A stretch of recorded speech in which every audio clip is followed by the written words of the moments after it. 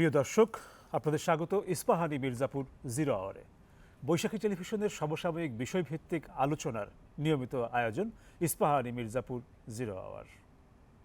টেলিভিশনের পর্দার পাশাপাশি বৈশাখী টিভির ফেসবুক পেজ এবং ইউটিউবেও অনুষ্ঠানটি দেখবার আয়োজন রয়েছে। প্রতিদিনের মতো আজও একটি বিষয়কে কেন্দ্র করে আলোচনা হবে। আজকের বিষয় দুর্যোগে নামা দুর্ভোগ দূর হয় কি সবার? এই বিষয়টি নিয়েই কথা হবে আজকের দুই অতিথির সঙ্গে। চলুন তাদের সঙ্গে পরিচয়ের পর্বটি সেরে নেওয়া যাক। আমার ডানে প্রথমেই রয়েছেন বাংলাদেশ ইউনিভার্সিটি অফ প্রফেশনালসের উপাচার্য ও দুর্যোগ ব্যবস্থাপনা বিশেষজ্ঞ অধ্যাপক খন্দকার মোকাদ্দেম হোসেন। এরপরে রয়েছেন আবহাওয়া বিশেষজ্ঞ ডক্টর মোহাম্মদ আব্দুল মান্নান। আপনাদের দুজনকে স্বাগত জানাচ্ছি আমাদের এই অনুষ্ঠানে।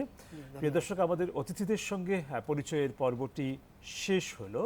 আমরা কথা বলবো তাদের সঙ্গে, শুনবো তাদের অভিমত আজকের আলোচনার বিষয়কে কেন্দ্র করে তাঁরা কি বলেন। তবে তার আগে এক নজর দেখে নিচ্ছি বৈশাখী সংবাদের শিরোনাম। স্মার্ট বাংলাদেশ গড়ের অংশীদার হতে ঢাকায় আমেরিকার ব্যবসায়ীদেরকে আহ্বান জানিয়েছেন প্রধানমন্ত্রী। জ্বালানি ও জাহাজ শিল্পে বিনিয়োগ চান। ঝড় ও জলোচ্ছ্বাসে উপকূলে বাঁধ ভেঙে ভেসেছে মাছের ঘের, জনপদ বিধ্বস্ত, ঘরবাড়ি, গাছপালা। 6 জেলায় 10 জনের মৃত্যু। ঘূর্ণিঝড় রিমাল এখন স্থলভাগে। সারা দেশে ঝড়ো বাতাস, বৃষ্টি হচ্ছে। বহু এলাকা বিদ্যুৎ বিচ্ছিন্ন। সরকারি হিসেবে 19 জেলা ক্ষতিগ্রস্ত। রাজধানীতে দিনভর ভারী বৃষ্টি, অনেক সড়কে জলাবদ্ধতা নগরে ভোগান্তি বাড়িয়েছে। ঢাকায় উড়োজাহাজ ও মেট্রো রেল চলাচল বিঘ্নিত। এবং গতরাত থেকে বৃষ্টিতে তলিয়েছে চট্টগ্রাম নগরীর বহু এলাকা। সড়কে হাঁটু পানি। কক্সবাজার ও পার্বত্য এলাকায় পাহাড় ধসের আশঙ্কা। প্রিয় দর্শক, দেখছিলাম বৈশাখী সংবাদের শিরোনাম। যাচ্ছি আলোচনায় আজকের দুই অতিথির সঙ্গে। প্রথমেই যাব অধ্যাপক খন্দকার মোকাদ্দেম হোসেন, আপনার কাছে। এই যে ঘূর্ণিঝড় বা প্রবল ঘূর্ণিঝড় রিমাল, ঘূর্ণিঝড়টি শেষ হয়ে গেছে, কিন্তু সে যে ধ্বংসযজ্ঞ চালিয়েছে সেটির চিত্রটি খুব শুধু পরিসংখ্যান দিয়েও যদি দেখি তাহলে মোটামুটি বেশ একটু খুব মনোযোগ দিয়ে বা একটু একটু ভয়ের জায়গা থেকে, অস্বস্তির জায়গা থেকে দেখতে হয় যে অন্তত 37.5 লাখ মানুষ এটাতে ক্ষতিগ্রস্ত হয়েছে, বা অন্তত 35,000 ঘরবাড়ি একদম বিধ্বস্ত হয়ে গেছে। হ্যাঁ, উপকূলের বহু জায়গা এখন পানির নিচে। অনেকগুলো বাঁধ ভেঙেছে। বাঁধ ভেঙে যাওয়ায়, পানির নিচে লোকালয় চলে যাওয়ায় জনজীবন যেরকম ক্ষতিগ্রস্ত হয়েছে, পাশাপাশি শস্যের ক্ষতি হয়েছে, মৎস্যের ক্ষতি হয়েছে, যেগুলোর হিসেব নিকেশটা পেতে একটু সময় লাগবে। কয়েকদিন পরেই হয়তো আমরা সেগুলোর পরিসংখ্যানও জেনে যাব। তো এই যে ক্ষয়ক্ষতির একটা বড় চিত্র আমরা দেখতে পাচ্ছি। পাশাপাশি এটাও বলে রাখি যে অনেক মানুষ কিন্তু এখনও বিদ্যুৎ বিচ্ছিন্ন। 2 কোটির ওপরে মানুষ বিদ্যুৎ বিচ্ছিন্ন পাচ্ছেন, চলে যাচ্ছেন, এরকম অবস্থার ভেতরে আছে আর অনেকেই। তো এই পুরো চিত্রটাকে আমরা যদি সমসাময়িক ঘূর্ণিঝড়ের ইতিহাসগুলো মাথায় রাখি, কতটা ভয়াবহ বলে আমাদেরকে বিবেচনা করতে হবে, আপনার কি মনে হয়? অনেক অনেক ধন্যবাদ আপনাকে। দেখুন, আমাদের ঘূর্ণিঝড় আমাদের এখানে যেটা হয় বছরে দুবার হয় সাধারণত। মে মাস, এপ্রিল থেকে মে, এবং নভেম্বর ডিসেম্বর, এই দুটো সাইকেলে আমরা দেখতে পাই যে ঘূর্ণিঝড় আসে। তো মে মাসের যে ঘূর্ণিঝড়গুলো আমরা দেখেছি, এটা নিয়ে 5টা ঘূর্ণিঝড় যদি সিকোয়েন্সিয়াল হইতে যদি যাই, 5টি ঘূর্ণিঝড় হয়েছে। এই 5টি ঘূর্ণিঝড়ের মধ্যে আমরা দেখতে পাচ্ছি যে 2009-এ যেটা আইলা হয়েছিল এবং 2007-এ সিডর হয়েছিল, এবং তারপরে আপনার যেগুলো হয়েছিল আমপান পর্যন্ত যদি আমরা আসি, মহাসেন যদি আসি, নার্গিস বা অন্যান্য যেগুলো ছিল, সেগুলোর কিন্তু অতটা প্রকোপ ছিল না এবং অতটা ক্ষতিগ্রস্ত হয়নি। তবে এখানে আমাদের যে জিনিসটা মনে রাখা দরকার যে আইলাতে যখন 2007-এ যখন যে ঘূর্ণিঝড়টা হয়, এটা কিন্তু সিডরে যখন 2007-এ তখন হয়, এটাকে কিন্তু আমরা অনেকটা সুপার সাইক্লোন হিসেবে বলেছি সেটা। এবং সেখানে কিন্তু ঘূর্ণিঝড়ের বাতাসের গতিবেগ কিন্তু 150 পার হয়ে গিয়েছিল। কিন্তু এখানে আমরা দেখতে পাচ্ছি যে রেমিলে এখানে ঘন্টায় সর্বোচ্চ 111 কিলোমিটার যখন ল্যান্ডফল করেছে, তারপরে আমরা দেখতে পেলাম যে এখানে আপনার স্থলভাগে যখন ল্যান্ডফল করলো, ল্যান্ডফল করার পরে তার গতিবেগটা আকস্মিকভাবে কমে গেল। সাধারণত আমরা দেখি যে যখন সাগরে থাকে তখন তীব্র গতিসম্পন্ন একটা ভেলোসিটি নিয়ে তখন ঘূর্ণিঝড় নিজের রূপ নেয়, এবং এটা একটা প্রবল ঘূর্ণিঝড়ের রূপ নিয়েছে, সুপার সাইক্লোনের রূপ নেয়নি। আপনারা জানেন প্রবল ক্যাটাগরি পরে হচ্ছে সুপার সাইক্লোন ক্যাটাগরি আমরা বলতে পারি, যদিও বিপদ সঙ্গে 10 আমরা দিয়েছি, এবং সেখানে সেই মহাবিপদ 10 মানে হচ্ছে আপনার 89 থেকে 140 কিলোমিটার প্রতি ঘন্টা বাতাসের গতিবেগ থাকবে। তো এখানে যে নাজুকতা হচ্ছে গ্রীষ্মমণ্ডলে যতগুলো সাইক্লোন আমরা অতি সম্প্রতি লক্ষ্য করতে পেরেছি, সেটা আটলান্টিকের দিকে বলুন, প্রশান্ত মহাসাগরের দিকে বলুন, আর ভারত মহাসাগর, বঙ্গোপসাগর বা অ্যারাবিয়ান সি এর দিকে বলুন, আপনার সব জায়গাতে আমরা দেখতে পাচ্ছি যে এখানে গ্রীষ্মমণ্ডলীয় এই সাইক্লোন এবং টাইফুন বা যেটাকে আমরা বলছি বিভিন্ন জায়গায় বিভিন্ন নামে আমরা বলছি, এর গতি বেগটা বেড়েছে কি জন্য? উষ্ণায়ন প্রক্রিয়া, এবং এই উষ্ণায়ন প্রক্রিয়ার জন্য আমরা সাধারণত বলি বিশ্ব উষ্ণায়ন প্রক্রিয়াটা দায়ী। এবং আপনারা জানেন যে এপ্রিল মাসে যে আমাদের দীর্ঘ সময় ধরে যে তাপমাত্রা যেটা বৃদ্ধি হয়েছিল, এই তাপমাত্রা শুধুমাত্র ভূপৃষ্ঠকে মানে উষ্ণায়ন করেনি, সমুদ্রপৃষ্ঠের তাপমাত্রাও কিন্তু বাড়িয়ে দিয়েছে। আর যখনই সমুদ্রপৃষ্ঠের তাপমাত্রা বেড়েছে তখন কিন্তু আমরা দেখতে পাচ্ছি যে আমাদের যে এই যে সাইক্লোন যেগুলো আস্তে আস্তে আস্তে নিম্নচাপ, লঘুচাপ, নিম্নচাপ, তারপর আমরা দেখি অতি নিম্নচাপের রূপ নিচ্ছে এবং পরবর্তীতে ভয়ঙ্কর সাইক্লোনের রূপ ধারণ করে এসে ল্যান্ডফল করছে বা উপকূলে আশ্রয় পড়ছে।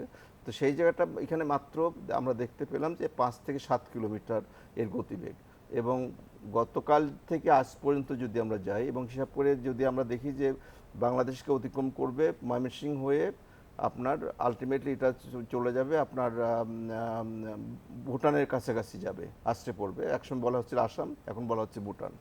তো এই সময়ে স্বল্প সময়ের মধ্যে অতিক্রম করার কথা ছিল, কিন্তু এটা প্রায় 20 থেকে 40 ঘন্টা মধ্যে স্থায়ী হতে পারে।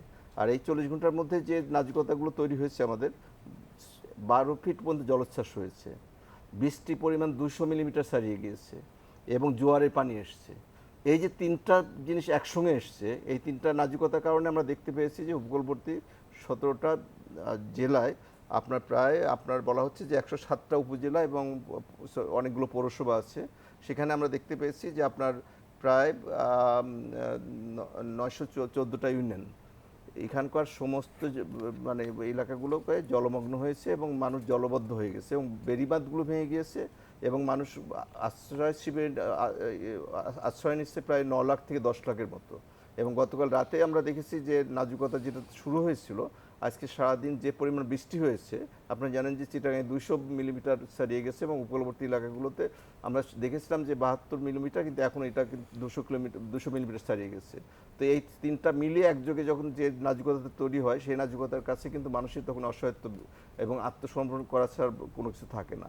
আর আমাদের যে এই জলোচ্ছ্বাস, জ্বর এবং আপাতত ক্ষয়ক্ষতির যে ক্ষয়ক্ষতি নিরূপণ মানে করা, পরিসংখ্যানের ভিত্তিতে যতটুকু জানতে পেরেছি, সেটা ভয়াবহতাটা আমি একটু আপনার কাছ থেকে পরিষ্কার হতে চাইছি। সমসাময়িক ইতিহাস যে সমস্ত আছে আমাদের ঘূর্ণিঝড়গুলো, তার নিরিখে আচ্ছা, তার নিরিখে যদি আমরা বলি যে সিডর এবং আইলার সময় যে তাণ্ডবটা হয়েছিল, সিডরের সবচেয়ে বেশি রকম ক্ষতি হয়েছিল, এবং আইলাতে কিন্তু অতটা হয়নি।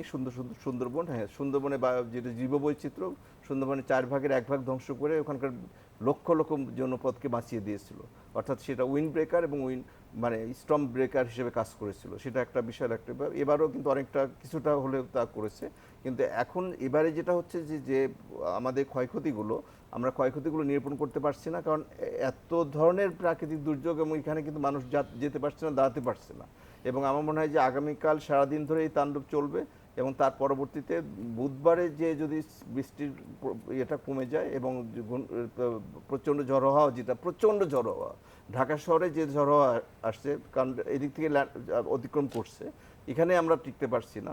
গাছপালা থেকে আমরা দেখতে পাচ্ছি যে মানে খাবার থেকে মানুষের পশু খাবার থেকে শুরু করে সমস্ত জায়গাতেই নাজুকতা হয়েছে। এবং আমাদের সবচেয়ে বড় প্রবলেম হয়েছে যে লবণাক্ত পানি, মানে বাঁধ ভেঙে অথবা বাঁধে উপচে পড়ে ভিতরে এসছে, এবং সুপেয় পানির প্রচণ্ড রকম অভাব হয়েছে। এবং আশ্রয় কেন্দ্রগুলোতে যে শুকনো খাবারগুলো দেওয়া হয়েছিল, সেখানেও কিন্তু এক ধরনের যোগাযোগ ব্যবস্থার মধ্যে একটা মারাত্মক রকম একটা মানে নাজুকতা তৈরি হয়েছে, কারণ এই ধরনের বৃষ্টি এবং ঝড়ো হওয়া, প্রচণ্ড ঝড়ো হওয়া, যেখানে এক ধরনের নাজুকতা। আমার মনে হয় যে এটা যখনই কমবে তখনই কিন্তু আমরা বিভিন্ন এলাকা থেকে আমরা ইতিমধ্যে আমরা পাচ্ছি, চিত্রটা আর কি পাওয়া যাবে, পাচ্ছি। আমরা দেখেছি যে প্রায় বেড়িবাঁধ যেটা আছে কোনো কোনো এলাকাতে মানে 20 কিলোমিটার 30 কিলোমিটার 40 কিলোমিটার বেড়িবাঁধ সম্পূর্ণ ভেঙে গেছে। যেমন আমরা যদি উদাহরণ বাইক গাছের কথা যদি বলি, আমরা শরণখোলার কথা যদি বলি, আমরা হাতিয়ার কথা যদি বলি, আমরা রাঙাবালির চর মমতাজের কথা যদি বলি, এই সমস্ত এলাকাগুলো কিন্তু সম্পূর্ণ বেড়িবাঁধগুলো কিন্তু ভেঙে গিয়েছে এবং সেখানে কিন্তু লক্ষ লক্ষ লোক কিন্তু জলবন্দী হয়ে গেছে এবং সেই জলটা কিসের? লবণাক্ত পানি। এবং এই পানিটা নাজুকতা হবে দুরকম। একটা হলো যে যদি পানিটা স্ট্যাগনেন্ট হয়ে যায়, জলবদ্ধতা তৈরি হয়, তাহলে সেখানে মানুষ সুপেয় যে সমস্ত পুকুরগুলো ছিল সেখানে সুপেয় পানির অভাব হবে এবং সেখানে ফসলাদি থেকে শুরু করে মানুষের ঘরবাড়ি থেকে শুরু করে যেটা দেখেছি আমরা আইলা উত্তরকালীন প্রায় 2009 থেকে 2018-19 পর্যন্ত একই রকম অবস্থা ছিল। বছরের 6 থেকে 8 মাস এই ধরনের লবণাক্ত পানির সাথে মানুষকে বসবাস করতে হয়েছে এবং তার থেকে অমানবিক জীবনযাত্রা আর কিছু নেই। ধন্যবাদ আপনাকে। আসবো আবার আপনার কাছে। ডক্টর মোহাম্মদ আব্দুল মান্নান, আপনার কাছে ফিরছি। একটু এই সময়ের যে আবহাওয়াটা, তার চরিত্রটা একটু বুঝতে চাইব আপনার কাছ থেকে। ইতিমধ্যে ঘূর্ণিঝড়টি গভীরস্থল নিম্নচাপে পরিণত হয়েছে, কিন্তু আমরা দেখতে পাচ্ছি দেশ জুড়ে প্রবল বৃষ্টিপাত হচ্ছে এবং শুধু প্রবল বৃষ্টি হচ্ছে না, তার সাথে বেশ ঝড়ো হাওয়াও আছে এবং দিনভর সেটি বয়ে চলেছে। কাল এবং পরশুও থাকতে পারে বলে আবহাওয়া বিভাগ আমাদের জানিয়েছে। তো এই আবহাওয়ার এই যে চরিত্রটি এবং ঝড়ের সঙ্গে তার সম্পর্ক এবং তার আরও দীর্ঘায়িত হওয়ার আশঙ্কা থাকে কিনা একটু আপনার কাছ থেকে বুঝতে চাইব। জি, ধন্যবাদ। আসলে গত 24শে মে তারিখে এই ঘূর্ণিঝড়টি প্রথম নিম্নচাপ আকারে কিন্তু সাগরে কিন্তু সৃষ্ট হয় এবং তার পরবর্তীকালে এটি বাংলাদেশ উপকূল অতিক্রম করে বর্তমানে বাংলাদেশের প্রায় মধ্যাঞ্চলীয় এলাকা টাঙ্গাইল ময়মনসিংহ এলাকায় কিন্তু তার কেন্দ্রভাগ কিন্তু অবস্থান করছে। আর বাই দিস টাইম আমরা জানি এটি গভীর নিম্নচাপ এবং পরবর্তীকালে ঘূর্ণিঝড় এবং প্রবল ঘূর্ণিঝড়ে পরিণত হয়ে কিন্তু এটি কিন্তু উপকূল অতিক্রম করে।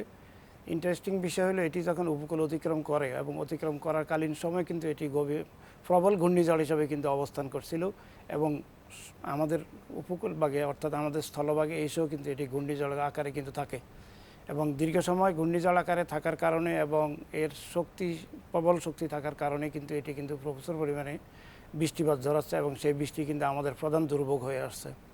তা আমি একটু যদি ব্যাক করে তাকাই, যদি 2009 সালে যে সাইক্লোন আয়লার কথা বলা হচ্ছে, সেই সাইক্লোন আয়লা কিন্তু বাংলাদেশ উপকূল দিয়ে কিন্তু তার কেন্দ্রভাগ কিন্তু অতিক্রম করে নাই। এটি ভারতের সুন্দরবন এলাকার দিয়ে স্থলভাগ অতিক্রম করে হুগলি রিভার হয়ে বাংলাদেশের উত্তর পশ্চিমাঞ্চল অর্থাৎ দিনাজপুর এলাকা হয়ে এটি কিন্তু ভুটানে গিয়ে কিন্তু তার জীবনকাল কিন্তু সম্পন্ন করেছিল এবং আপনি যদি মনে করেন সেই সময়ে ভুটানে ব্যাপক বৃষ্টিপাতের কারণে কিন্তু ব্যাপক রকমের ক্ষয়ক্ষতি হয়েছিল এবং বন্যার পরিস্থিতি তৈরি হয়েছিল। এখন যেই ঘূর্ণিঝড় রিমেল যেটা এই মুহূর্তে আমরা পর্যবেক্ষণ করছি তার অবস্থান, এটি কিন্তু সুন্দরবনের বাংলাদেশ এলাকা দিয়ে কিন্তু প্রবেশ করেছে এবং প্রবেশ করে তার বডির প্রায় 70 to 80% এরিয়া কিন্তু বিগিনিংয়ে কিন্তু বাংলাদেশের এলাকা কিন্তু কভার করে আসছিল এবং বর্তমানে তার যে অবস্থান যেভাবে আছে সমগ্র বাংলাদেশ এর কিন্তু প্রভাবিত। তার এর একটা ফুল কভারেজ সারা বাংলাদেশের উপর দিয়ে কিন্তু সে কিন্তু নিয়ে যাচ্ছে। এখন প্রশ্ন হলো এরকম সাইক্লোন কিন্তু ঘূর্ণিঝড় সিডর এবং অন্যান্য সাইক্লোনে কিন্তু হয়েছিল, রিসেন্ট টাইমে আরও অন্যান্য সাইক্লোনও হয়েছে, কিন্তু এগুলো কেন এত ব্যাপকতা অর্জন করে নাই, এই বিষয়টা সবার মনেই আসছে। আসলে আমরা যদি একটু ব্যাক করে তাকাই, এপ্রিল এবং মে মাসে বাংলাদেশ এবং আমাদের পার্শ্ববর্তী এলাকা অনেক উষ্ণ ছিল। বায়ুমণ্ডল যত বেশি উষ্ণ থাকে ততই কিন্তু জলীয় বাষ্প ধারণ করার কিন্তু ক্ষমতা রাখে। তার পরবর্তীকালে যখন মে মাসের 15 তারিখ গড়িয়ে যখন সামনে আসলো, তখন বাংলাদেশের দক্ষিণে বঙ্গোপসাগরের দক্ষিণ ভাগে দক্ষিণ বঙ্গোপসাগর এলাকায় বর্ষাকালের উপস্থিতি কিন্তু চলে আসে। এই বর্ষাকালের সম্মুখভাগে কিন্তু এই ঘূর্ণিঝড়ের সৃষ্ট এবং এই ঘূর্ণিঝড় এই বর্ষাকালের সম্মুখভাগে সৃষ্ট হওয়ার কারণে এবং অতি তাপমাত্রা অবস্থান করার কারণে এই ঘূর্ণিঝড় এবং তার পার্শ্ববর্তী এলাকায় এবং আমাদের উত্তর বঙ্গোপসাগর এবং বাংলাদেশ এলাকায় আমাদের বায়ুমণ্ডলের নিম্নস্তর যাকে আমরা ট্রপোস্ফিয়ার বলি, এই ট্রপোস্ফিয়ারের নিচ থেকে উপর পর্যন্ত সমগ্র এলাকায় প্রায় 100% জলীয় বাষ্পের অবস্থান কিন্তু ধারণ করে আছে। আচ্ছা, এই জলীয় বাষ্প ধারণকৃত অবস্থায় থাকার কারণে অর্থাৎ একেবারে সম্পৃক্ত থাকার কারণে নিচ থেকে যতই জলীয় বাষ্পের যোগান পাচ্ছে ততই সে সম্পৃক্ততাকে ওভারকাম করে যাচ্ছে এবং সেই বিষয়টা সেই মানে জলীয় বাষ্পই বৃষ্টি আকারে কিন্তু আমাদের সারা যেটা বাংলাদেশ আমরা এবং তার যে পার্শ্ববর্তী প্রবল এলাকা বৃষ্টি আছে। আমরা প্রত্যক্ষ তো করছি। যে কোনো ঘূর্ণিঝড়ের তিনটি মোটামুটি প্রবল প্রভাব থাকে, একটি হলো হাই উইন্ড, একটি হলো স্টর্ম সার্জ এবং অন্যটি হলো বৃষ্টিপাত। তো স্টর্ম সার্জের বিষয়টা অলরেডি আপনারা দেখেছেন, এটি যেভাবে অবস্থান করছে বাংলাদেশের সমগ্র উপকূল ভাগে কিন্তু এর প্রভাবে প্রভাবিত ছিল এবং এটি জোয়ারের সময় আসার কারণেই কিন্তু আমাদের এই উপকূলে কিন্তু জলস্রোতের পরিমাণ কিন্তু স্বাভাবিক অপেক্ষা বেশি ছিল, যেটি আবহাওয়া অধিদপ্তরের পূর্বাভাসও বলা হয়েছে এবং সেই বিষয়ে কিন্তু সরকারের পক্ষ থেকে কিন্তু যথেষ্ট প্রস্তুতিমূলক ব্যবস্থা কিন্তু নেওয়া হয়েছে। এটি প্রথম বিষয়। দ্বিতীয় বিষয় হলো এই ঘূর্ণিঝড়টি ল্যান্ডফল করার সাথে সাথে দ্রুত কেন শক্তি মানে কী বলো ক্ষয় করে নাই, এর কারণ হলো এর ভিতরে প্রচুর পরিমাণে যাকে ময়েস্ট স্ট্যাটিক এনার্জি বলা হয়, এই স্ট্যাটিক এনার্জি আছে এবং সেই স্ট্যাটিক এনার্জির লেভেল আমি অলরেডি বলেছি পুরো সম্পূর্ণ ট্রপোমণ্ডলের ভিতরে কিন্তু অবস্থান করছে, যার কারণে এটি দ্রুত তার শক্তি ক্ষয় করার মতো কোনো অবস্থানে কিন্তু নাই, যার কারণে ক্রমাগতভাবে বৃষ্টি ঝরিয়ে অর্থাৎ এই তার জলীয় বাষ্পের পরিমাণ ক্ষয় করিয়ে তারপরে সে কিন্তু তার জীবনকাল কিন্তু সম্পন্ন করবে। আর যে বিষয়টা আসছে সেক্ষেত্রে ওই যে আমার যে জি। প্রশ্নটা আপনার কাছে ছিল জি। যে সময়টিকে আরো দীর্ঘ হতে জি, পারে আমি কিনা, আসছি আপনার প্রশ্নের উত্তর আসছি। তো এরপরে যে বিষয়টা আসবে এটি কেন মানে দ্রুত কেন তার মানে শক্তি ক্ষয় করে তার উইন্ড স্পিডটাও বা কেন কমে আসলো না। আমরা আগে আসলে- দেখেছি এরকম হতে দেখেছি। হ্যাঁ, আমরা আগে যেটা দেখেছি। এখন আপনি দেখেন এটি ঘূর্ণিঝড়টি যেভাবে আসছে তার সামগ্রিকভাবে যেভাবে বৃষ্টিপাত হচ্ছে এবং এটি যেভাবে অগ্রসর হচ্ছে তাতে বাংলাদেশ কিন্তু এর কারণে এর অবস্থানের কারণে কিন্তু একটি মানে কি বলা হয় আপনার ময়েশ্চারের সোর্স হিসাবে কিন্তু এফিয়ার হয়েছে। অন্যান্য ঘূর্ণিঝড়গুলি যখনই ল্যান্ডফল হয় সঙ্গে সঙ্গে সে যখন স্থলভাগে উঠে আসে তখন কিন্তু তার নিচে যে জলীয় বাষ্পের অবস্থান থাকে বা পানির অবস্থান থাকে সেই পানি থেকে তার কিন্তু কাট অফ হয়ে যায়, তার সংযোগ বিচ্ছিন্ন হয়ে যায়। কিন্তু এই ঘূর্ণিঝড়টি যেভাবে আসছে তাতে সংযোগ বিচ্ছিন্ন হওয়ার মতো পরিস্থিতি কিন্তু সৃষ্টি হয় নাই, যার কারণে এটি একই সাথে তিনটি ঘটনা ঘটাচ্ছে। একটা হলো স্টর্ম সার্জ দিচ্ছে, বৃষ্টিপাত দিচ্ছে এবং হাই উইন্ড দিচ্ছে। তো ঘূর্ণিঝড়টি যদিও ধীরে ধীরে কিন্তু এটি তার জীবনকাল ক্ষয় করছে, কিন্তু তারপরেও এটি ক্রমাগত দুর্বল হচ্ছে। আপনারা জানেন অলরেডি কী বলা হয় প্রবল ঘূর্ণিঝড় থেকে ঘূর্ণিঝড় এবং তারপরে গভীর নিম্নচাপ এবং আজকে মধ্যরাত নাগাদ এটি কিন্তু নিম্নচাপে পরিণত হয়ে পরবর্তীকালে ময়মনসিংহ নেত্রকোনা হয়ে এটি কিন্তু ভারতীয় অঞ্চলের দিকে কিন্তু প্রবেশ করবে। কিন্তু যেহেতু এটি একটি বড় বডি, তার সাথে প্রচুর জলীয় বাষ্প এবং তার পিছনে বর্ষাকালের অবস্থান রয়েছে। বর্ষাকাল অলরেডি গতকাল টেকনাফ উপকূল পর্যন্ত অগ্রসর হয়ে আসছে। তো বর্ষাকাল মানেই হলো জলীয় বাষ্পের যোগান, তার মানে পিছন থেকে আরও প্রচুর পরিমাণে জলীয় বাষ্পের যোগান পাচ্ছে। দক্ষিণে বাতাসের অব্যাহত প্রভাব রয়েছে, যার কারণে এই বৃষ্টিপাত পরিস্থিতি আরও কন্টিনিউ হওয়ার সম্ভাবনা রয়েছে। তবে আসার বিষয় হলো আগামীকাল অনওয়ার্ডে এই বৃষ্টিপাতের পরিমাণ কমে আসবে, তবে সেই কমাটা লক্ষণীয় হারে কমবে বাংলাদেশের পশ্চিমাঞ্চলীয় এলাকায়। তবে পূর্বাঞ্চলীয় এলাকায় যেহেতু বর্ষাকালের প্রভাব রয়ে গেছে, বর্ষাকাল অলরেডি টেকনাফ উপকূল চলে আসছে এবং ঘূর্ণিঝড় এগিয়ে যাওয়ার সাথে সাথে কিন্তু আপনার আমাদের যেই কী বলে মৌসুমী বায়ু কিন্তু আস্তে আস্তে ক্রমাগত এগিয়ে আসবে। সেই জন্য আমাদের পূর্বাঞ্চলীয় এলাকা বিশেষ করে চট্টগ্রাম এবং সিলেট এলাকায় এই বৃষ্টিপাতের ধারা কিন্তু আরও কিছু সময় পর্যন্ত অব্যাহত থাকবে এবং এটি আগামীকাল এবং আগামী পরশু অব্যাহত থাকার সম্ভাবনা আছে এবং সেই পরিস্থিতি হয়তোবা আরও ভিন্নভাবে রূপ নেওয়ার একটা সম্ভাবনা থাকবে। ধন্যবাদ আপনাকে বিষয়টি আমাদেরকে একটু বুঝিয়ে বলার জন্যে। বিরতির সময় হয়ে গেছে, তারপর ফিরছি আবারও আপনাদের কাছে। প্রিয় দর্শক, ইস্পাহানি মির্জাপুর জিরো আওয়ারে এখন একটা বিরতি, ফিরব অল্প সময়ের ভেতর। আশা করি সঙ্গেই থাকছেন।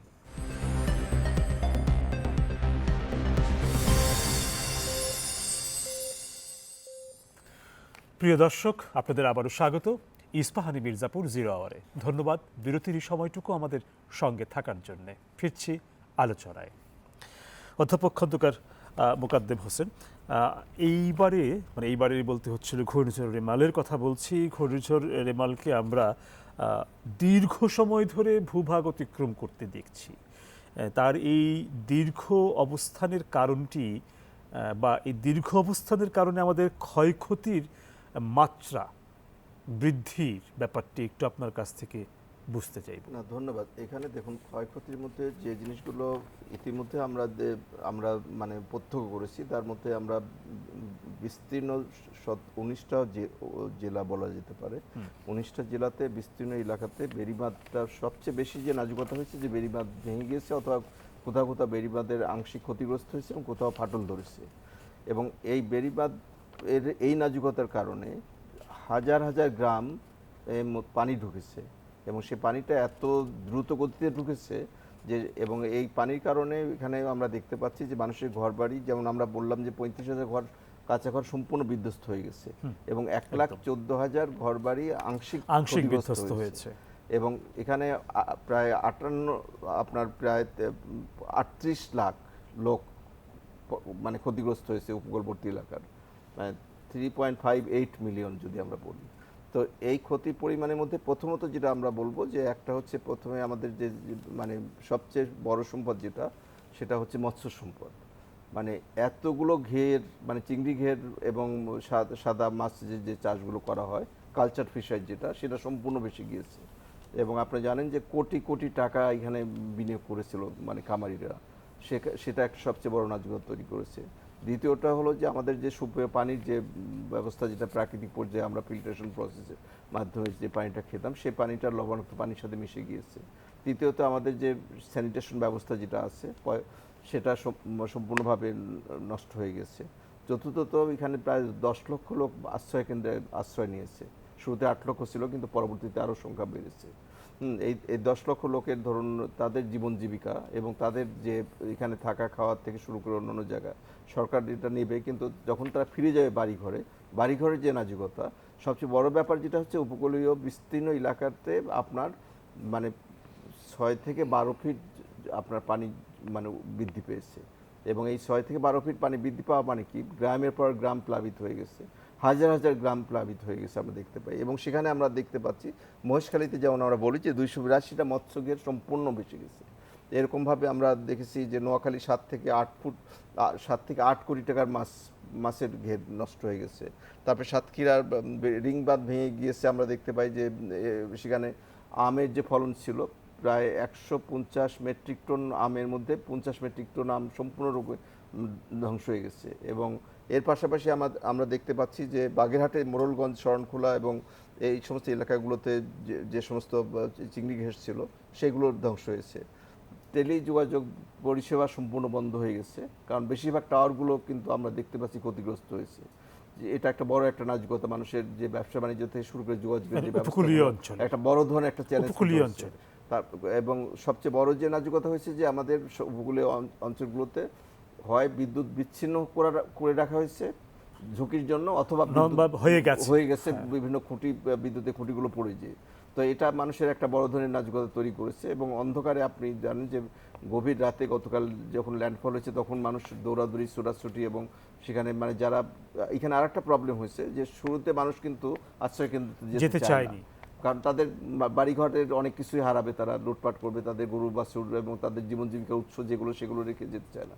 কিন্তু পরবর্তীতে যখন এই বেড়িবাঁধ ভেঙে যখন মানে নাজুকতা তৈরি হয়েছে, তখন হাজার হাজার মানুষ কিন্তু দিক বিদিক শূন্য হয়ে চলে গেছে। এবং এই পর্যন্ত মৃত্যুর সংখ্যা কিন্তু 13 জন, মানে 10 ছিল 13তে উন্নতি হয়েছে এবং আরও হয়তো মারা গিয়েছে, আমরা সেগুলো নন রিপোর্টিং কেস।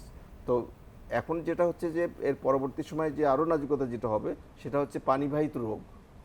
এই যদি সুপেয় পানির ব্যবস্থা আমরা না করতে পারি, তাহলে সেখানে পানিবাহিত রোগ মারাত্মক আকার ধারণ করতে পারে, এটা একটা বিষয় আছে। আর দ্বিতীয়ত যেটা, যোগাযোগ ব্যবস্থা সম্পূর্ণ বিচ্ছিন্ন হয়ে গেছে, মানুষের যে সমস্ত জীবন জীবিকার যে সমস্ত বিষয়গুলো আছে সেগুলোকে মানে এটাকে রিস্টোরেশন বলি আমরা।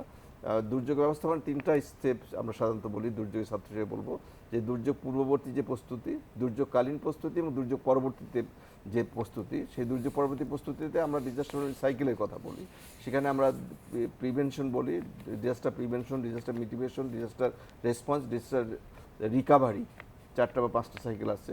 এবং তারপরে রিহ্যাবিলিটেশন এবং এই পুনর্বাসন পর্যন্ত আমাদের কিন্তু অপেক্ষা করতে হবে। আর কৃষির মধ্যে আমাদের বহু ধরনের সাবসেক্টরগুলো আছে, আপনারা জানেন যে ক্যাশ ক্রপ ছিল ব্যাপকভাবে, সেটা ধ্বংস হয়ে গেছে। সিস্টেনিং ক্রপ যেগুলো ছিল, সবচেয়ে বড় যে প্রবলেম হয়েছে সেটা হচ্ছে গবাদি পশু খাদ্য এবং গবাদি পশু। এটা হচ্ছে সবচেয়ে বড় একটা নাজুকতা তৈরি করেছে। আপনার কাছ থেকে ক্ষয়ক্ষতির একটা মোটামুটি একটা চিত্র তো আমরা পেলাম। ক্ষয়ক্ষতির ব্যাপারটা আরেকটু বলবো যে এটা আমরা সাধারণত বলি যে লস অ্যান্ড ড্যামেজ অ্যাসেসমেন্ট বা নিড অ্যাসেসমেন্ট যেটাকে আমরা বলি সায়েন্টিফিক ওয়েতে, সেটা করতে একটু সময় লাগবে। এইখানে আমার একটা প্রশ্ন আছে, এই যে আমরা আজকে আলোচনার যে বিষয় নির্ধারণ, সেখানেই আমরা এই প্রশ্নটি রেখেছি যে এই যে প্রাকৃতিক দুর্যোগের কারণে তার যে দুর্ভোগ আমাদের পোহাতে হয়, সেটা আসলে অনেকের জীবনই শেষ হয় না, আমরা দেখেছি। ফিরে ফিরে আসে কিভাবে, নানাভাবে তার দুর্ভোগগুলো ফিরে ফিরে আসে। ধরা যাক যদি আমরা আইলার কথা ধরি, হ্যাঁ, আমরা উপকূলে যেখানে বেড়িবাঁধগুলো ভেঙেছে সেখানে আমরা দেখেছি সেই বেড়িবাঁধ মেরামত হওয়ার পর আবার ভেঙেছে, আবার মেরামত, আবার ভেঙেছে, এবং স্থানীয়দের অভিযোগ যে এই সমস্ত বেড়িবাঁধগুলোর এই ধরনের ক্ষয়ক্ষতির জন্য একটি বড় কারণ হচ্ছে দুর্নীতি। তো যাই হোক, কিন্তু মানুষের দুর্ভোগ কিন্তু কমছে না। বছরের পর বছর শুধু বেড়িবাঁধকে কেন্দ্র করে লক্ষ লক্ষ মানুষ দুর্ভোগের শিকার হচ্ছে, যাদের ভেতরে অনেকে উদ্বাস্তু পর্যন্ত হতে বাধ্য হয়েছে। হ্যাঁ, তো এইটার আসলে মানে আপনারা দুর্যোগ ব্যবস্থাপনা নিয়ে যারা ভাবেন, একটু জানতে চাইবো যে এ থেকে বেরিয়ে আসার কোনো ধরনের কোনো এর প্রক্রিয়া? থেকে বেরিয়ে আসার দেখুন উপায় কিন্তু আছে। আমরা দেখি যে দেখুন এখানে 3টা মন্ত্রণালয় কিন্তু সংশ্লিষ্ট এই দুর্যোগ ব্যবস্থাপনার সাথে। একটা হলো সরাসরি দুর্যোগ মন্ত্রণালয়, আরেকটা পরিবেশ মন্ত্রণালয়, এবং আরেকটা হচ্ছে আপনার পানি সম্পদ মন্ত্রণালয়। এই মানে বাঁধগুলোর দায়িত্ব হচ্ছে পানি সম্পদ মন্ত্রণালয়, এবং বাঁধগুলো নিয়ে কথা হয়েছিল প্রায় 2 থেকে 2.5 বছর আগে। নীতি নির্ধারকরা কিন্তু একটা সিদ্ধান্তে গিয়েছিলেন যে এই সমস্ত বালির বাঁধগুলো যেহেতু টেকসই না এবং টেকসই কোনো ব্যবস্থাপনা নাই, শুধুমাত্র বাঁধ দিয়ে যাচ্ছি, তারপরে সেটাকে মেনটেন্স বা পুনর্বাসন এবং সেটাকে রক্ষণাবেক্ষণের জন্য কোনো রকম ফান্ড নেই।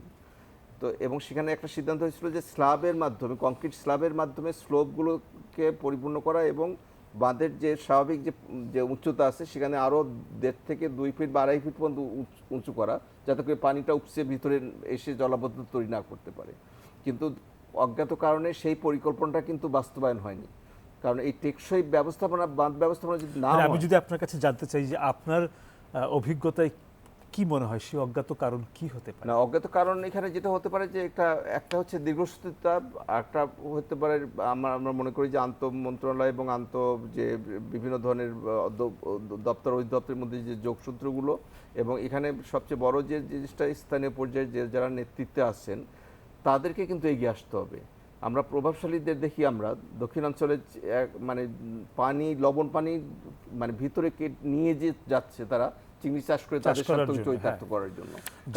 এখানে পাওয়ার স্ট্রাকচারে যদি আপনি বলেন যে তাহলে এই ক্ষমতার কাঠামোর মধ্যেও কিন্তু আবার বহু ধরনের নাজুকতা আছে। কিন্তু এই জায়গাগুলিও তো মেরামত হতে হবে, সেই নাজুকতাগুলো কিন্তু মানে শুধু বাদ মেরামত করলে তো হবে না, এই জায়গাগুলো কিন্তু অবশ্যই আমাদের কিন্তু অ্যাড্রেস করতে হবে। কারণ এই জায়গাগুলো যদি আমরা অ্যাড্রেস না করি, কারণ এটা কিন্তু বাস্তবতা যে আমাদের অনেক গবেষণা উঠে এসছে যে চিংড়ি চাষের জন্য মানে মানুষকে উদ্বাস্তু করা হয়েছে, মানুষের বাড়িঘর থেকে তুলে দেওয়া হয়েছে, নামকাওয়াস্তে তাকে ক্ষতিপূরণ দেওয়া হয়েছে, তার জমিটা কেড়ে নেওয়া হয়েছে, এবং 200-300 একর জমি পর্যন্ত বিস্তীর্ণ এলাকায় চিংড়ি চাষ করা হচ্ছে লবণাক্ত পানি নিয়ে এসে, এবং বাঁধগুলো কেটে লবণ পানি ভিতরে নিয়ে আসা হয়েছে এই মানে আপনার চাষ করার জন্য, চিংড়ি চাষের জন্য।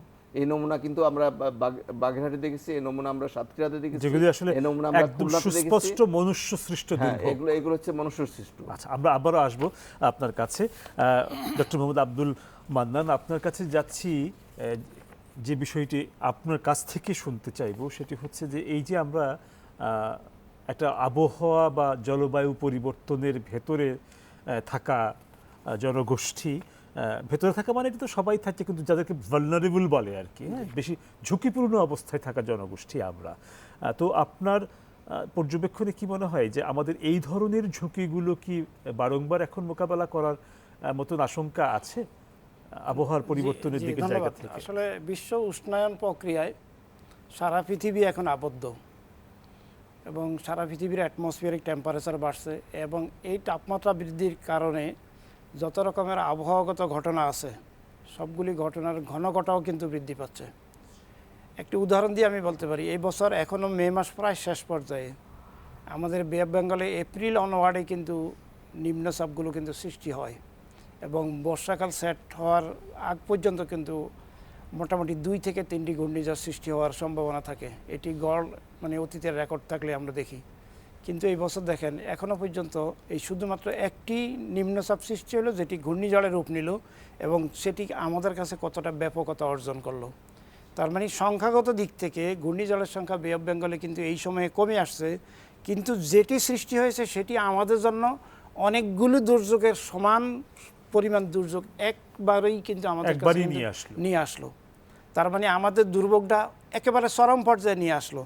আমাদের সার্বিক রকমের প্রস্তুতি ছিল, আমাদের সকল রকমের ব্যবস্থা ছিল, সব কিছু করেও কিন্তু দুর্যোগের কাছে কিন্তু আমরা কিন্তু মরলেস হার মেনে গেছি। তার মানে এইরকম যদি আরো ঘটনা যদি আমরা দেখি, এই বছরের যে আপনারা তাপ প্রবাহটা মানে দেখলেন, এটাকে আমরা আসলে হার মেনে গেছি বলবো নাকি আসলে আমাদের প্রস্তুতির কারণে আমরা ক্ষয়ক্ষতি অনেকটাই কমিয়ে না এনেছি? আমরা তো আমাদের তো যথেষ্ট প্রস্তুতি আছেই। হ্যাঁ। সেই প্রস্তুতি না থাকলে এটা তো আরো বিশাল রকমের ক্ষয়ক্ষতির সেটাই, কারণ হ্যাঁ, হতো। হ্যাঁ। এই প্রস্তুতি থাকার কারণে আজকে আপনার মৃতের সংখ্যা আপনি 13 বলতেছেন, অথচ সাইক্লোন সিডরের মানে কি বলা হয় 221 কিলোমিটার পার আওয়ারের বাতাস ছিল, সুপার সাইক্লোনিক স্টেজে ছিল, তখন মৃত্যুর হার কত ছিল? 3402 জন। 800 জন নিখোঁজ। 3402 জন মৃতের সংখ্যা ছিল। তারপরে সাইক্লোন আইলা, যেটা নিয়ে অনেক কথা হয়, যে সাতক্ষীরা অঞ্চলে ছিল, ছোট্ট একটি সাইক্লোন, তারপরে কিন্তু 92 জন লোক মারা গিয়েছিল। আরও অন্যান্য ক্ষয়ক্ষতির কথা অন্যান্য বিভিন্ন বর্ণনায় পাওয়া যাচ্ছে। আর আমরা এখনো পর্যন্ত আমরা হিসাব করি, আমরা চাই না যে একজনও মারা যাক, নিশ্চয়ই নিশ্চয়ই সবাই, আমরা কেউই চাই না, কিন্তু তারপরও 13 জন মানে মারা গেছে, এইটাও আমরা কাম্য না, এটা আমাদের কাম্য ছিল না। তার মানে আমাদের যদি আইলার তুলনায় যদি এটাকে তুলনা করা হয়, তাইলে এর ব্যাপকতা কিন্তু আইলার তুলনায় অনেক অনেক বেশি। তারপর আপনি যদি দেখেন আমরা মৃতের ক্ষয়ক্ষতি সংখ্যাটা কমিয়ে কিন্তু আনতে সক্ষম হয়েছি। মৃতের সংখ্যা কিন্তু কম। তার মানে আমাদের জনগণের, আমাদের সবার প্রস্তুতি ছিল, কিন্তু এর দুর্যোগ মাঝে মাঝে এমন পর্যায়ে আসে যে আমাদের অনেক সময় প্রস্তুতিকেও কিন্তু হার মানিয়ে কিন্তু ফেলে। আপনি একটা সেরকম একটা বিষয়ের আপনি ক্ষেত্রে এমন আমরা একটা জায়গার বলছি। কথা বললেন যেটা কিন্তু আমাদের সবাইকে ভাবতে হবে, যেটা জি। বলছিলেন যে এই সময়কালে এরই ভেতরে জি। অন্তত কয়েকটা ডিপ্রেশন হওয়ার কথা ছিল, ছিল। সেটি না হয়ে মাত্র একটা depression ডিপ্রেশন, কিন্তু হলো। তার রেজাল্টটাই হচ্ছে হলো জি। খুব মানে নাজুক করে দিল নাজুক করে আমাদেরকে। দিয়েছে। এটা কিন্তু একটা চিন্তার এবং বিষয়। আপনি দেখেন ইন্ডিয়ান কোস্ট এত বড় বেল্ট, সেখানেও 2টি সাইক্লোন যাওয়ার কথা ছিল, সেখানে কিন্তু একটিও যায় নাই, মানে হয় নাই, সাইক্লোন যাবে কোত্থেকে। আবার একটি মাত্র সাইক্লোন হলো, সেটা ইন্ডিয়ারও কিছু অংশকে ক্ষয়ক্ষতি দিয়ে গেল, বাংলাদেশে তার ব্যাপকতা বিশাল রকমের হলো। একটু যদি ব্যাক করে তাকাই, তাহলে আপনারা যদি এই বছরের তাপ প্রবাহ দেখি, আপনি তাপ প্রবাহের ব্যাপকতাটা নিশ্চয়ই অনুমান করেছেন। মানুষ কতটা অসহনীয় ছিল, অতিষ্ঠ হয়ে কতটা উঠেছিল। অসহায় ছিল এর কাছে। এবং প্রলম্বিত এবং হয়েছিল। এই যে দীর্ঘ বিষয়গুলো সময়, আসবে, জি, প্রায় এই যে 33 দিনের টানা জি, তাপ প্রবাহ, এবং সেটি শুরু হয়েছে মানে এপ্রিলের ফার্স্ট উইকের দিকে, এবং শেষ হতে হতে বহু সময় লাগিয়ে ফেলছে। এই যে বিষয়গুলো যে আসছে, এই বিষয়গুলো আগামী ভবিষ্যতে কিন্তু এর ঘনঘটা কিন্তু আরো মানে আমাদেরকে এই ধরনের বিষয় কিন্তু থাকতে সমস্যাগুলো হবে। অর্থাৎ আমাদেরকে জলবায়ু পরিবর্তন সব সময় এই ধরনের পরিবর্তনগুলিকে প্রমোট করবে এবং জনগণের জন্য নতুন নতুন ডাইমেনশনের দুর্যোগ এবং নতুন নতুন রকমের কিন্তু ভোগান্তি কিন্তু তৈরি করে নিয়ে তার আসবে। মানে আমাদেরকে অন্তত জলবায়ু পরিবর্তনের প্রেক্ষিতে নতুন করে ভাবতে হবে, পুনর্বিন্যাসের একটি ব্যাপার এখানে জি, জরুরি এই হয়ে জন্য দাঁড়িয়েছে। সকল ক্ষেত্রেই বিজ্ঞানীরা বলছেন এবং বিজ্ঞানীদের অভিমত এবং ইভেন দুর্যোগ ব্যবস্থাপনা বিশেষজ্ঞদের অভিমত, দুর্যোগ যেহেতু এইভাবে আসবে, সুতরাং এর সাথে খাপ খাইয়ে নেওয়ার জন্য আমাদেরকে এখন থেকে প্রস্তুত নিতে হবে। ধন্যবাদ। আমাদের আরেকটা বিরতির সময় হয়ে গেছে, ফিরবো আবার আপনাদের কাছে বিরতির পর। প্রিয় দর্শক, ইস্পাহানি মির্জাপুর 0 আওয়ারের সময় হয়েছে আরও একটা বিরতির। ফিরবো অল্প সময়ের ভেতর, আশা করি সঙ্গেই থাকছেন।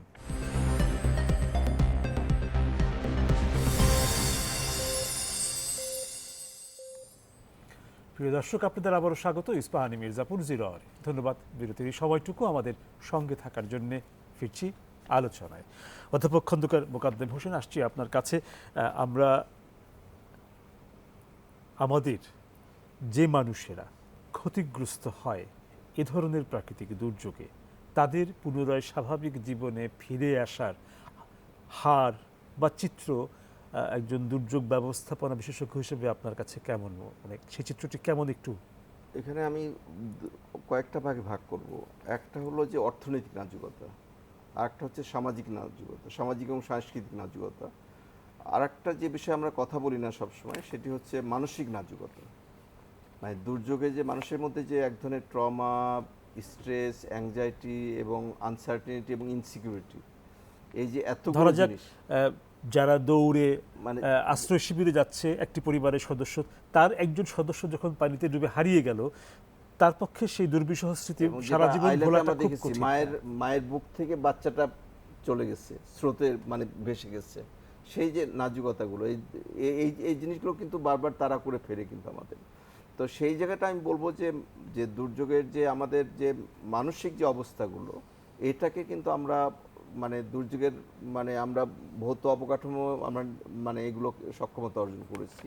আমাদের আশ্রয় কেন্দ্রগুলো প্রায় 10,000 আশ্রয় কেন্দ্র হয়েছে এখন, সারা বাংলাদেশে আগে 3000 ছিল এবং সেটা কিন্তু সনাতনী ধারা ছিল, কিন্তু এখন কিন্তু হয়েছে মাল্টিপারপাস এবং নারী বান্ধব, এবং সেখানে ডিজেবল যারা আছেন, যারা শিশু আছেন, যারা প্রতিবন্ধী, যারা আগে বলেছি, যারা বয়োবৃদ্ধ আছেন, যারা প্রেগনেন্ট মহিলা আছেন, সবার জন্য কিন্তু এখন টয়লেট ব্যবস্থাও কিন্তু আলাদা করা হয়েছে, ফিডিং সেন্টার বন্ধ করা হয়েছে, এবং মাল্টিপারপাস একটা মানে কেন্দ্র বলা যেতে পারে, যেখানে মানে এবং সেই সাথে মুজিব কিল্লা করা হয়েছে যাতে গবাদি পশু মানুষ নিয়ে এসে সেখানে রাখতে পারে, এবং সেখানে খাবার ব্যবস্থা থেকে শুরু করে সব কিছুই কিন্তু ব্যবস্থা করা হয়েছে সুপরিসরে।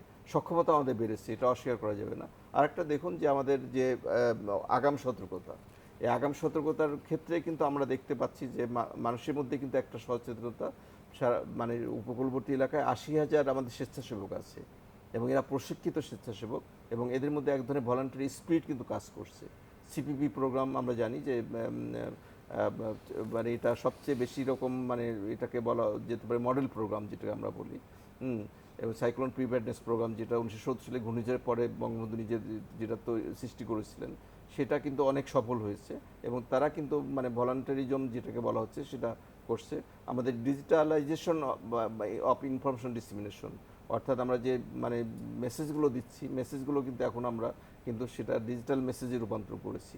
তা আর্লি ওয়ার্নিং সিস্টেম আমাদের ভালো আছে। আপনাদের এই সমস্ত রকম উন্নতির পরেও আপনার কি মনে হয় না যে বেশ কিছু মানুষ আসলে দুর্ভোগের ভিতরে রয়েই যায়? আমি বলি সেটা যে এখন এখানে যদি আমরা যদি মানুষগুলোকে যদি আমরা শ্রেণীভাগ করি, আমাদের বাংলাদেশ ব্যুরো অফ স্ট্যাটিস্টিক্সের পরিসংখ্যান অনুযায়ী যেমন ধরেন আমি যদি একটু উদাহরণ দিয়ে যদি বলি যে আইলার পরে, হ্যাঁ আইলার পরে দেখা গেল যে তাৎক্ষণিকভাবে 10 লাখের মতন মানুষ গৃহহীন তখন হয়।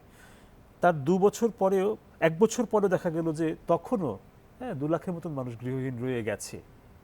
এই যে ধরেন কিছু মানুষ কিন্তু এক ধরনের ঘরবাড়ি হারা হয়ে গেল। এটা কারণটা কি আমি বলি যে আইলা পরবর্তী যে ব্যাপক পুনর্বাসন কর্মসূচি নেওয়া হয়েছিল, সেটা লস এন্ড ড্যামেজ এবং নিড অ্যাসেসমেন্ট করার পর ওয়ার্ল্ড ব্যাংকের সাথে যৌথভাবে বাংলাদেশ সরকার জরিপ করেছিল, এবং $multi-billion কিন্তু প্রজেক্ট নেওয়া হয়েছিল, ইন্টিগ্রেটেড এগ্রিকালচার থেকে শুরু করে সব ধরনের প্রকল্প। কিন্তু সেগুলোকে বাস্তবায়ন করতে যেয়ে আমরা দেখলাম যে প্রায় 400 কিলোমিটার বাঁধ ক্ষতিগ্রস্ত হয়েছিল। মানে সেটা 9 সালের পরে 17 সালে যেও কিন্তু আমরা সেটা পুরোটাকে বাস্তবায়ন করতে পারিনি। তো এই যে এডিপির যে প্রকল্পগুলো আসছে আমরা দেখতে পাই, সেগুলোকে বাস্তবে মানে রূপায়িত করতে যে দীর্ঘসূত্রিতা হয়, তার মধ্যে ইতিমধ্যে অনেকগুলো নাজুকতা আবার এসে যাচ্ছে। আবার ঘূর্ণিঝড় আসছে, আবার সিডর বাইলার মতো সাইক্লোন আসছে, আবার বৃষ্টিপাত হচ্ছে, আবার জোয়ারের পানি অস্বাভাবিকভাবে বেড়ে যাচ্ছে। এবং যেটা উনি বললেন যে আমাদের বিশ্ব উষ্ণায়ন প্রক্রিয়ার কারণে স্বভাবতই কিন্তু আমাদের দেখেন জোয়ারের পানি কিন্তু এমনি বেড়ে যাচ্ছে প্রতি বছরই, কিন্তু একদম আলোচনা শেষ দিকে এসে গেছি। উপকূলবর্তী এলাকাগুলোতে আছে, কাজে সেখানে আমি যেটা বলবো যে আমাদের নাজুকতা ছিল, নাজুকতা এখনো আছে, কিন্তু নাজুকতার থেকে আমরা যেটা মানে আমরা বলি যে একসময় ডিজাস্টার ভালনারেবিলিটি, তারপর disaster resilience and disaster sustainability, আমরা কিন্তু সেই স্টেজগুলোতে এগোচ্ছি, এবং সেখানে কিন্তু একটা ইন্টিগ্রেটিভ অ্যাপ্রোচের মাধ্যমে কিন্তু আমরা কমিউনিটি বেসড ডিজাস্টার ম্যানেজমেন্ট যেটাকে আমরা বলি, মানে অর্থাৎ মানে স্থানীয় পর্যায়ে জনগণকে সচেতন করা, জনগণের মধ্যে যে ইন্ডিজিনাস নলেজ ছিল তার সাথে সায়েন্টিফিক নলেজগুলোকে ডিফিউজ করে, এবং তারাই কিন্তু তাদের মানে নিজেরাই এই দুর্যোগকে মোকাবেলা করার জন্য লিভিং উইথ ডিজাস্টার। ধন্যবাদ অধ্যাপক খন্দকার দুর্যোগের সঙ্গে বসবাস হোসেন। ডক্টর মোহাম্মদ আব্দুল মান্নান, আপনার কাছে ফিরব যে প্রশ্নটি নিয়ে, সেটি হচ্ছে আমরা এই পরিবর্তিত পরিস্থিতিতে পরিবেশ বা প্রকৃতিকে শাসন করব না সহাবস্থানে যাব? আমাদের মানসিকতায় এই ব্যাপারটাকে কিভাবে আমরা নেব? জি ধন্যবাদ। আসলে প্রকৃতিকে শাসন করার মতো ক্ষমতা কিন্তু কোনো মানুষের নাই, এবং সেই জন্য কোনো পৃথিবীর কোনো কর্নার থেকে কিন্তু সেরকম চেষ্টা করা হয় নাই। বরং প্রকৃতিকে যদি তার সহাবস্থানে থাকার জন্য যে সকল প্রক্রিয়াগুলো প্রয়োজন, সেই সকল প্রক্রিয়াগুলো কিন্তু অবলম্বন করারই পরামর্শ দেওয়া হচ্ছে। তার মধ্যে যেহেতু সবার পিছনে রয়ে গেছে বিশ্ব উষ্ণায়ন প্রক্রিয়া যেন ত্বরান্বিত না হয়, সেই বিষয়ে কিন্তু সকল বিজ্ঞানীগণ কিন্তু মতামত প্রদান করেছেন। অর্থাৎ বিশ্ব উষ্ণায়ন প্রক্রিয়ায় গ্রিন হাউস গ্যাস নামে কতগুলি গ্যাস দায়ী, যেগুলো বায়ুমণ্ডলে মিশে বায়ুমণ্ডলের তাপ ধারণ ক্ষমতা বাড়িয়ে দেয়, বায়ুমণ্ডলের তাপমাত্রা বাড়িয়ে দেয়। বিজ্ঞানীদের অভিমত, এই ধরনের গ্রিন হাউস গ্যাসের এমিশন যদি আমরা কমিয়ে নিতে পারি, সহনীয় পর্যায়ে রাখতে পারি আমাদের বিভিন্ন কর্মকাণ্ডের মাধ্যমে, তাহলে কিন্তু এই তাপমাত্রা কিন্তু নিয়ন্ত্রিত পর্যায়ের মধ্যে রাখা যাবে এবং তার সাথে সংশ্লিষ্ট যে সকল দুর্যোগগুলো আছে সেগুলি আমাদের সেগুলো আমাদের কাছে সহনীয় অবস্থায় থাকবে। তো সেই রকম ব্যাকগ্রাউন্ড মতবাদ দিয়ে আমরা যদি শুধুমাত্র দুর্যোগের সাথে যদি সহাবস্থানে থাকার চেষ্টা করি এবং নিজেদেরকে ওই দুর্যোগের যেই পর্যায়ে আসে সেই পর্যায়টাকে যদি আমরা বা সেই মাত্রাটাকে যদি আমরা ধরে রেখে যদি আমাদের পর্যাপ্ত প্রস্তুতি নিতে পারি, তাহলে দুর্যোগটা কিন্তু আমাদের কাছে কিন্তু সহনীয় পর্যায়ে থাকবে। যেমন উদাহরণ হিসাবে যদি আমরা বলি এই বছর অনেকগুলি বাঁধ ভেঙে গেছে। তা আমরা জানি বাঁধের সর্বোচ্চ কত উচ্চতায় থাকলে এটি ভাঙবে না। এরকম একটা উচ্চতায় যদি লিমিট করে নিয়ে যদি সেই বাঁধগুলি যদি নতুন করে মেরামত করা হয়, তাহলে আগামী 20 বছর বা 30 বছরে এই বাঁধগুলি ভাঙার সম্ভাবনা কিন্তু থাকবে না। এরকম বিষয়ের পরিকল্পনা করে কিন্তু থাকতে হবে, এইরকম অ্যাপ্রোচ নিতে হবে। এইরকম বিষয় শুধু এটি একটি বিষয় না, অন্যান্য সার্বিক বিষয়েও আমাদেরকে খেয়াল রাখতে হবে যে সর্বোচ্চ পর্যায়ে কত লেভেলে আমাদের প্রস্তুতি থাকলে আমরা এই ধরনের দুর্যোগের ব্যাপকতা হলেও আমরা সেখানে নিজেদেরকে রক্ষা করতে পারবো, এরকম প্রস্তুতি আমাদের কিন্তু থাকতে হবে। অর্থাৎ আমাদেরকে অ্যাডাপ্টেশন প্রক্রিয়া আরো কঠোরভাবে মেনে চলতে হবে। সময় স্বল্পতার কারণে আপনাদের কাছ থেকে বিদায় নিয়ে নিচ্ছি। ধন্যবাদ প্রিয় দর্শক, আপনাদেরকে ধন্যবাদ দীর্ঘ সময় এই আলোচনায় আমাদের সঙ্গে থাকার জন্য। শেষ পর্যায়ে শুধু এটুকুই বলার মতন আছে যে সব দুর্যোগ হয়তো এড়ানো যায় না। আমরা চাইব যে সমস্ত দুর্যোগগুলোকে কোনোভাবেই এড়ানো সম্ভব হয়ে ওঠে না, সেক্ষেত্রে সর্বনিম্ন ক্ষয়ক্ষতির ভেতর দিয়ে যেন আমরা আমাদের জীবন অতিবাহিত করতে পারি, সেই প্রত্যাশাটুকুই আমাদের আসলে মূল চাওয়ার জায়গা। আজ এখানে শেষ করছি, কাল আবারও দেখা হবে, কথা হবে অন্য কোনো বিষয়ে। সে পর্যন্ত ভালো থাকুন, সুস্থ থাকুন, শুভরাত্রি।